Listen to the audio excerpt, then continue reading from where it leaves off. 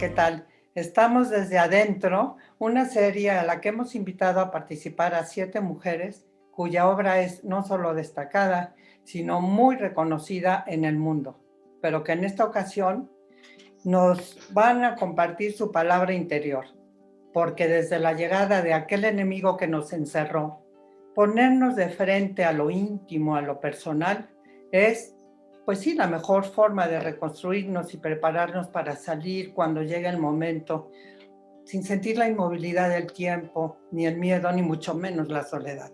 Nuestra invitada hoy es Blanche Petrich, cuya voz interior, estoy segura, iluminará aquella oscuridad que en ocasiones se ha apoderado durante estos meses de nosotros y quizás hasta nos dé un abrazo. Bienvenida, Blanche.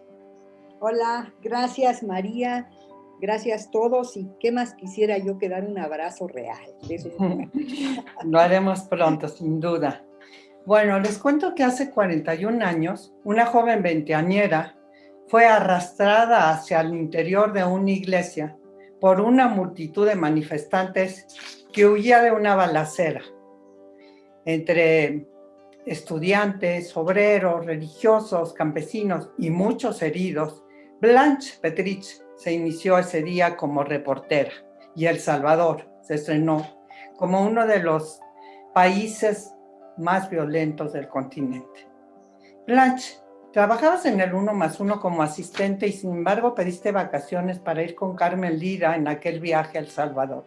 Te volviste experta en conflictos bélicos, negociaciones, temas de violaciones a los derechos humanos. El riesgo era permanente. ¿Así lo elegiste? ¿Fue casualidad o tuvo también que ver para que tu trayectoria se marcara de esa forma el hecho de que tu padre nació en Dresden, de madre suiza, padre checo, y que además fuera obligado a participar en el frente con el ejército alemán? No, todo lo contrario.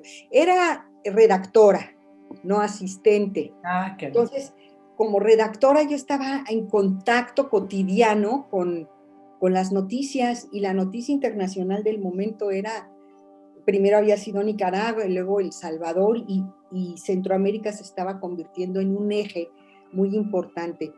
Yo creo que mi interés y mi impulso por acercarme periodísticamente y emotivamente al conflicto centroamericano no tuvo nada que ver con la historia de mi familia paterna, sino todo lo contrario, caminaba a contracorriente.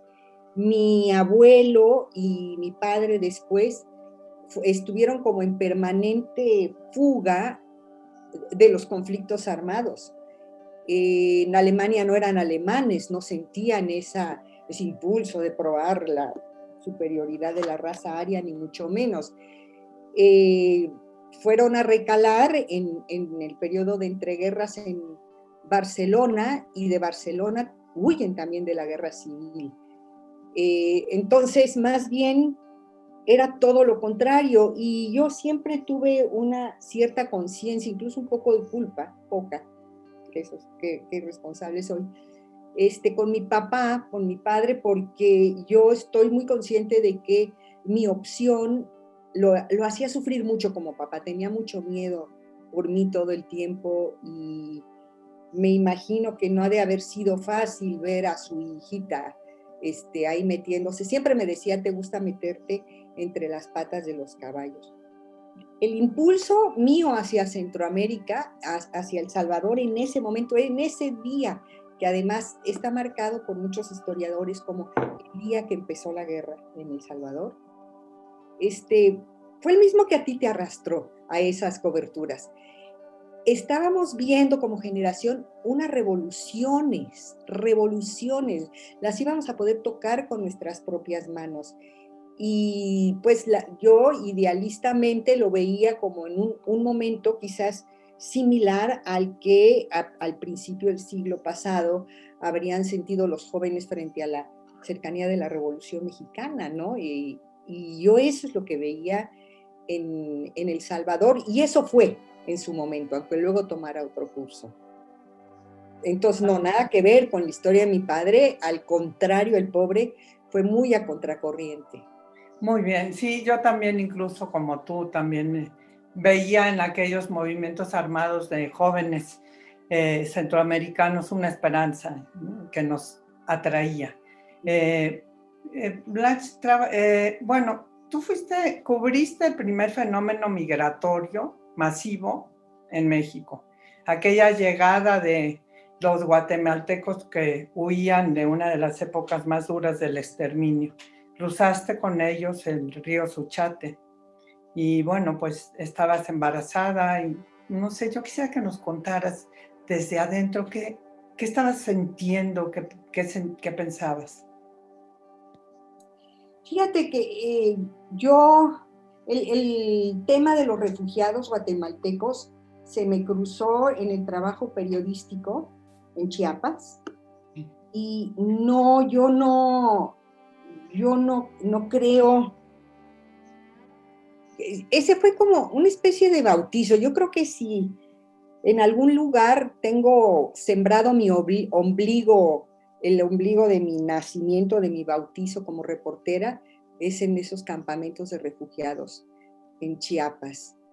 Me marcó profundamente el sufrimiento de estos marginados. Las historias que tenían detrás eran masas de campesinos que venían huyendo de la quema de aldeas en la selva del Ixcán, en el Petén, en el Quiché, en Huehuetenango, y sus aldeas se habían sido quemadas. Es el momento de las grandes masacres genocidas en Guatemala. Entonces estos son los sobrevivientes y era una multitud multicultural y lingüística, porque había quichés, quechís, cachiqueles, mames, todos esos idiomas y todas esas culturas despojadas de todo juntas. Entonces, la dignidad, por otra parte, con la que relataban su historia, a mí me abrió un universo, me conmovió profundamente.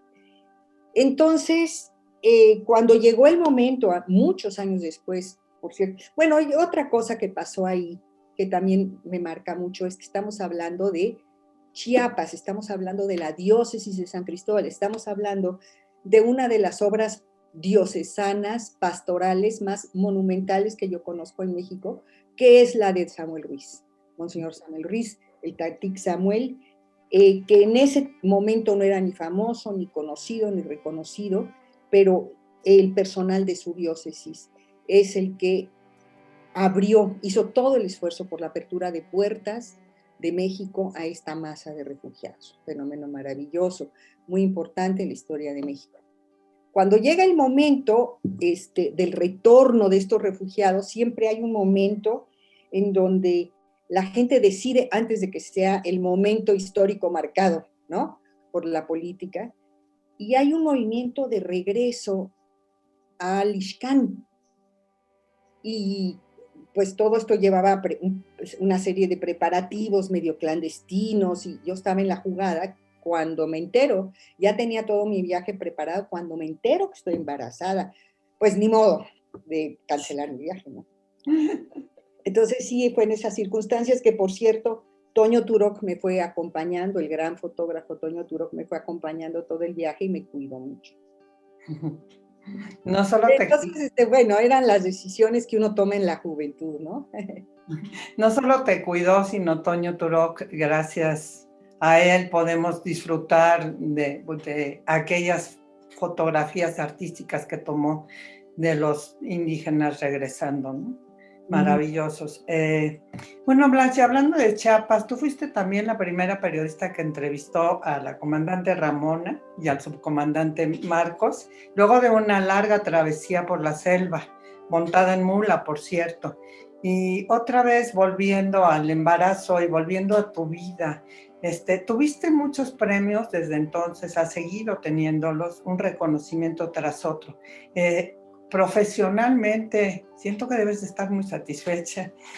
¿Cómo concilia Blanche, esta profesional con tan galardonada, con la Blanche mamá? Era caballo, no era mula. Ay, perdón. Yo en las fotos la vi como mula. Perdón. Era caballo. Sí, Una bueno, en ese momento mi hijo tenía 4 años.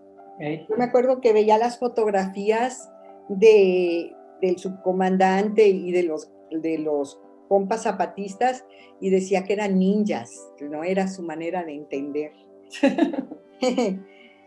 eh, ¿cómo mira, lo de los premios, te voy a decir una cosa, a mí siempre los premios me han perturbado, me estorban un poco, no sé, más que un aliciente me han hecho sufrir mucho porque siempre me pregunto por qué a mí yo no me lo merezco, qué tal si no estoy a la altura.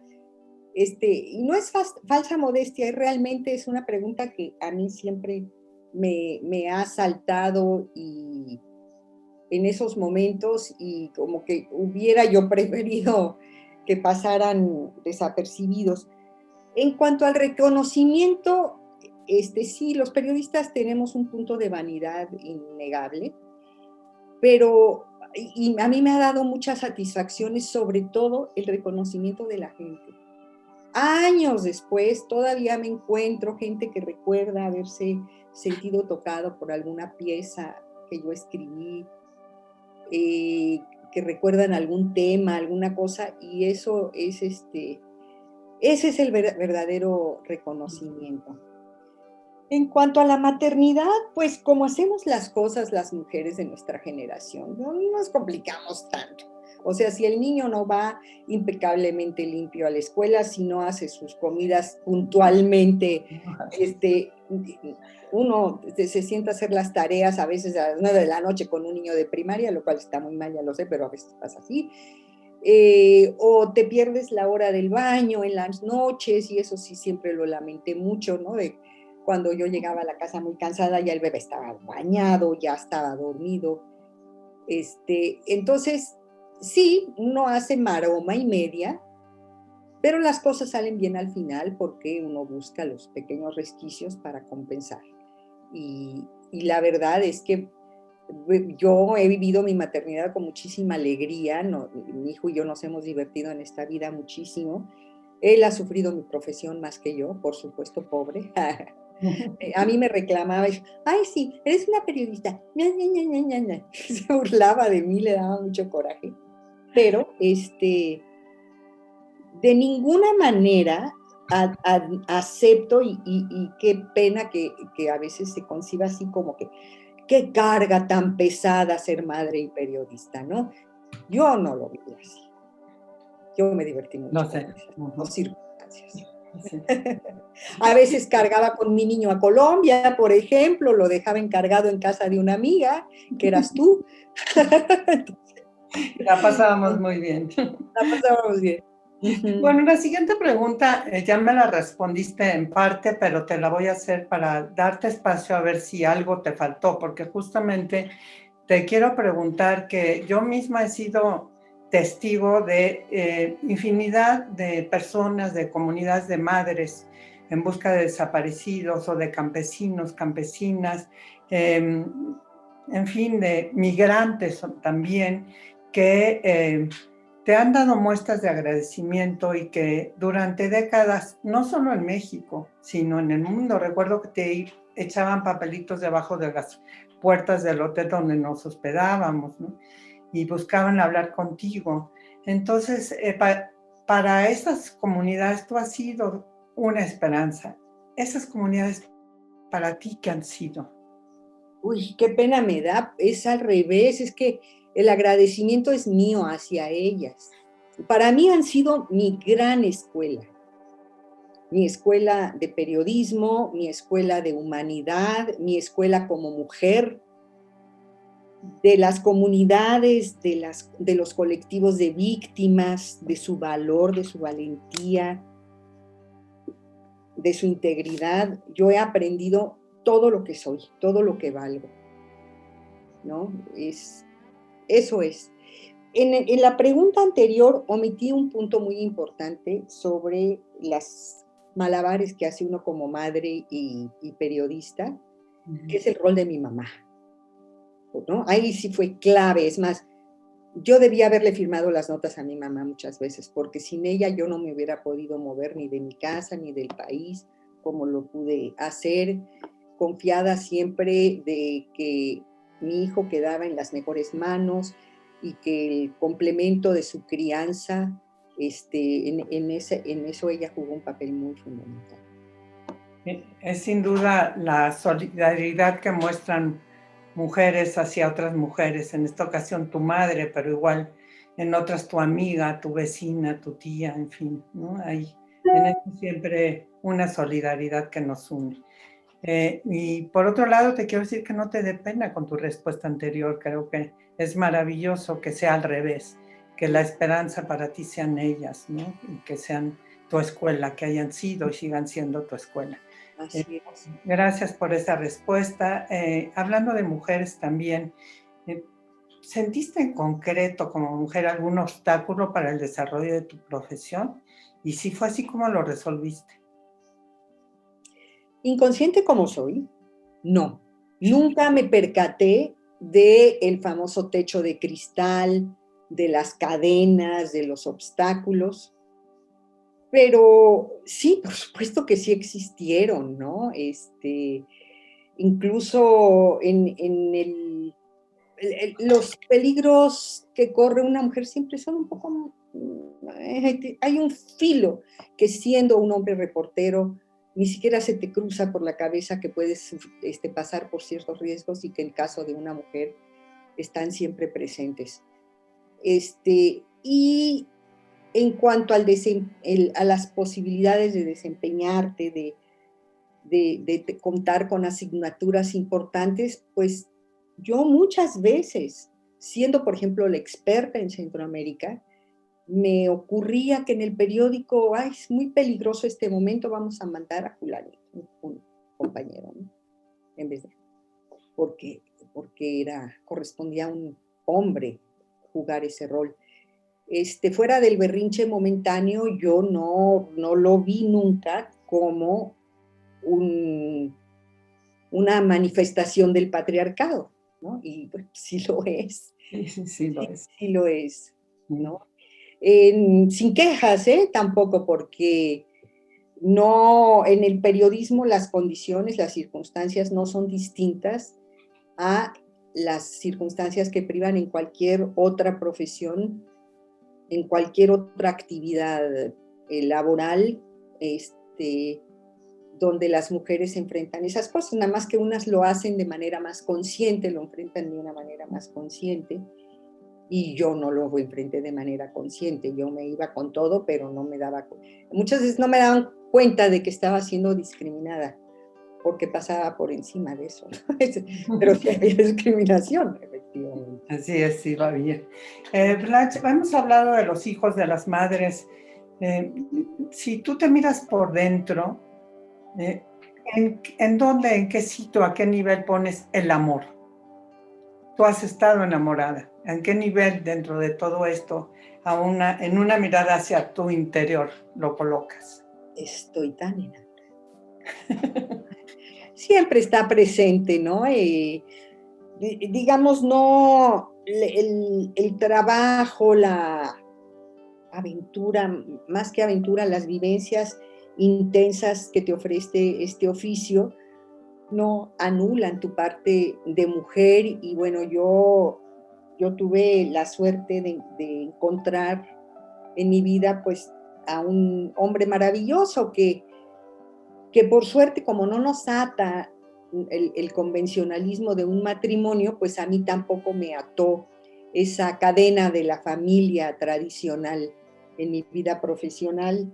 Y sin embargo, pues es una relación de pareja que pudo florecer pese a sus limitaciones, florecer en todas sus etapas, en la del amor intenso, en la de los pleitos, en la de el reencuentro, en la presencia, la ausencia, extrañarse, no extrañarse, tomar decisiones juntos, por ejemplo, la decisión de tener un hijo, pues no fue un accidente, fue una decisión, una cosa que se buscó, que se construyó, En esa relación pues hubo muchos momentos de soledad, que no estaba él ahí presente. Eso ocurre también muy seguido, ¿no? Y le ocurre también a los hombres cuando las mujeres están en otra cosa y no los pelan, pasa, ¿no? Y en todas esas etapas, pues, con esta relación a la distancia, hemos pasado ahora también a la relación madura, más pausada, de una amistad y un acompañamiento únicos. No se sustituye con nada en esta vida. Y entonces ahí está. Tomás ha estado siempre ahí. Bueno, Blanche, por último y muy brevemente, bueno, todos hemos padecido este encierro, unos de una manera, otros de otro, pero tú desde adentro de ti, Blanche, ¿cómo crees que vas a salir de esto más fortalecida, menos, más enojada? ¿Va a florecer algo? ¿Es posible? ¿Qué te vas a encontrar frente a ti, no en el mundo? Esta es una catástrofe, un cataclismo, ¿no? No hay otra forma de decirlo, creo, conforme el balance que yo hago. Y yo me impuse una regla, no, yo no tengo derecho a quejarme. Como pocos fenómenos, esto ha sacado a la superficie, lo han dicho muchos y uno lo lee, ha sacado a la superficie la terrible desigualdad que hay en el país, en esta sociedad, pero en muchas otras. Y en esta revelación, con todos sus detalles y toda su crudeza, para mí también la revelación es qué privilegiados somos, qué privilegiada es aquella persona que puede resguardarse en una casa llena de libros, donde puede haber películas, donde en medio de toda la soledad no hay carencias, en contraste con el sufrimiento brutal que se está viendo afuera, de un empobrecimiento que se va a profundizar, de la gente que ha quedado sin empleo. Yo no puedo, esa es la parte mía íntima de mí, lo que tiene es ese agradecimiento y ese reconocimiento como un deber moral, de decir, yo soy una privilegiada, yo no tengo derecho a quejarme. Pues, yo siento que, por supuesto, el confinamiento no ha dejado de tener problemas para mí. A mí me ha metido en un bache profesional, no he podido reaccionar desde la casa con la misma creatividad que antes. La ansiedad y la depresión no han estado ausentes, pero tenemos herramientas y tenemos formas de hacerles frente, ¿no? Y yo creo que lo que nos tenemos que esforzar, tanto mi hijo Andrés como yo, es en generar esa conciencia de lo que es este país y lo que es este mundo y cómo estamos parados en ellos. Yo pensaba al principio, de esto tiene que salir una humanidad mejor. Y con mucha tristeza, con mucho dolor hemos visto que no, que ha privado el interés, el egoísmo, que quienes han podido medrar económica, políticamente, lo han hecho, quienes han podido pisotear los derechos de los demás, lo hacen, ¿no? Así es como yo veo que esa esperanza que yo tuve inicialmente, se ha tornado en esta... yo veo la cara fea de la humanidad asomándose, ¿no? en todo esto. Pero también esto yo creo que tiene que hacer que nosotros pensemos con muchísima más intensidad cómo en este mundo podemos ser mejores, ¿no? Y pues empezando por eso, yo no me quejo porque la verdad tengo más cosas que dar que pedir y mucho agradecimiento que dar. Blanche, hemos visto cómo surgen grupos y grupos y grupos de jóvenes defendiendo los derechos de la mujer, jóvenes feministas más radicales unas que otras. Nuestra generación también vivió los inicios de un feminismo. ¿Tú te consideras hoy en día feminista? Mira, yo te diría que sí, pero Estoy segura de que muchas mujeres me rebatirían y entonces prefiero decirte que no. La etiqueta me da igual en muchos sentidos. Desde luego, yo peleo y lo siento por la causa de las mujeres porque es mi propia causa, porque estoy consciente de las desigualdades y de la violencia sobre todo, ¿no? Pero no me interesa la etiqueta como tal, como tampoco tengo esta formación de lecturas feministas y de discutir en círculos feministas y todo eso.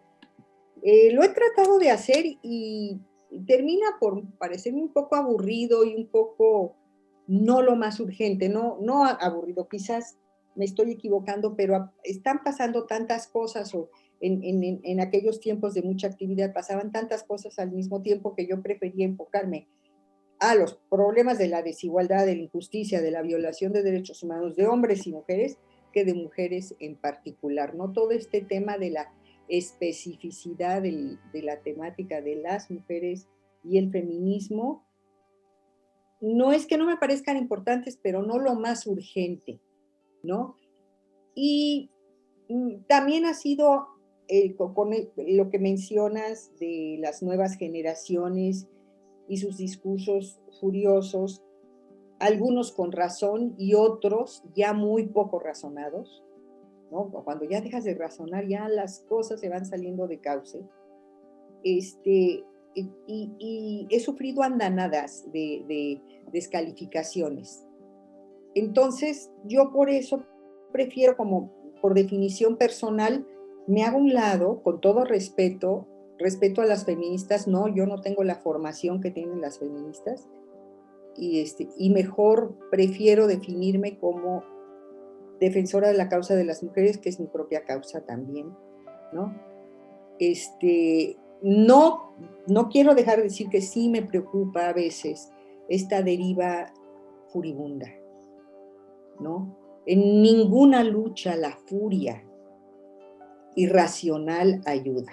Ayuda la indignación, ayuda el enojo y el coraje, pero cuando la furia te nubla la vista, yo no creo que se vaya a ningún lado. Pues Blanche Petrich, reportera, se inició en 1+1 del grupo fundador de 1+1, del grupo fundador de La Jornada. Ha escrito como colaboradora en muchos otros medios y, por supuesto, siempre entregada a eso que le enseñaron sus maestras en la vida: la defensa de los derechos humanos, la construcción de una cultura de paz y un mundo con más esperanzas, que se ve un poco con más dificultades en este nuevo panorama, pero que todos esperamos que desde dentro tengamos la capacidad de hacer algo por mejorarlo. Te agradecemos mucho, Blanche, tu presencia en esta serie Desde Adentro, y pues a seguir construyendo, creando la paciencia y pues haciendo todo lo posible por ser mejores con los que tenemos cerca, los poquitos que tenemos cerca. Así es. Un abrazo cósmico a todo mundo. Sí, nos diste el abrazo que esperábamos, que ilumina esa oscuridad. Gracias, Blanche.